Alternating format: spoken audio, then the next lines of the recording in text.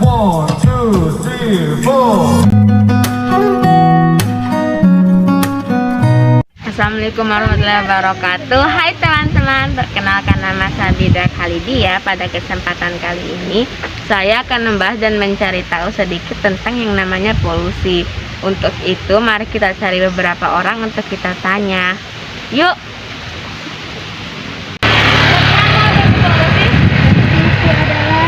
Salah satu faktor yang membuat kesehatan tubuh jadi menurun.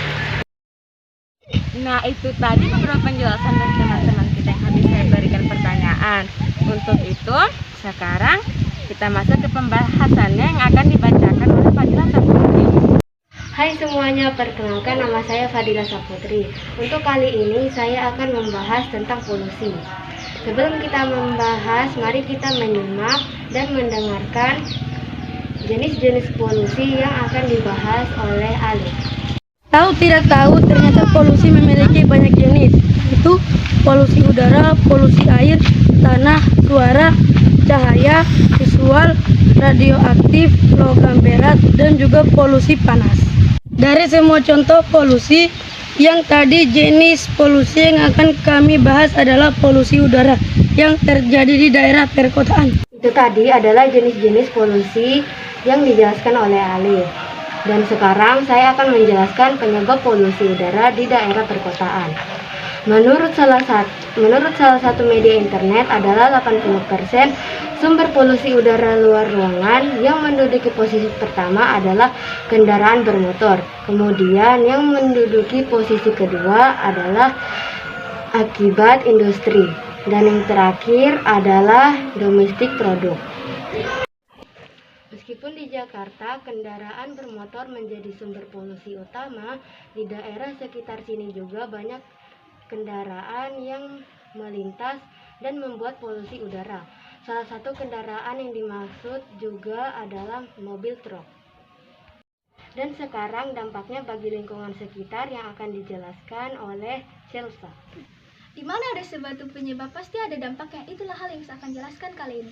Polusi udara bisa menyebabkan suhu bumi meningkat. Jika suhu bumi meningkat, akan terjadi yang namanya pemanasan global yang mengakibatkan aktivitas makhluk terganggu. Polusi udara juga bisa membuat kadar oksigen dalam tubuh manusia berkurang. Nah, tadi itu kita sudah mendengar penyebab dan dampak dari terjadinya polusi udara, dan sekarang kita akan mendengarkan solusi untuk mengatasi terjadinya polusi udara. Yang pertama adalah bersepeda atau berjalan kaki. Salah satu gambar di sini menunjukkan ada beberapa orang yang melakukan perjalanan menggunakan sepeda, dan ada juga yang berjalan kaki. Nah, di situ mereka melakukan hal itu karena memiliki alasan tertentu.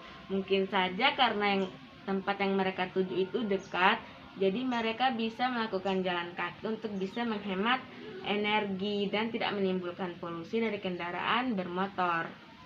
Dan yang kedua, tidak membakar sampah. Yang dimaksud oleh gambar adalah sampah plastik, sisa makanan, dan lain-lain. Hal ini disebabkan oleh kandungan hidrogen dan karbon pada sampah plastik bisa bercampur dengan zat klorida yang terkandung pada jenis sampah lain. Yang ketiga adalah menghentikan kebiasaan merokok. Di zaman kita saat ini, merokok itu menjadi salah satu kegemaran yang selalu dilakukan oleh orang banyak, termasuk siswa-siswi yang masih di bawah umur. Padahal hal itu bisa memberikan dampak buruk terhadap kesehatan mereka. Bahkan orang yang menghirup asap dari rokok itu tersebut juga bisa mendapatkan dampak yang sama. Dan yang terakhir adalah memelihara lebih banyak tanaman. Karena ini adalah bagian yang terakhir, saya akan menyerahkannya kepada Fadila Saputri untuk menjelaskannya. Kenapa memelihara lebih banyak tanaman bisa mengatasi polusi udara? Jadi ini penjelasannya.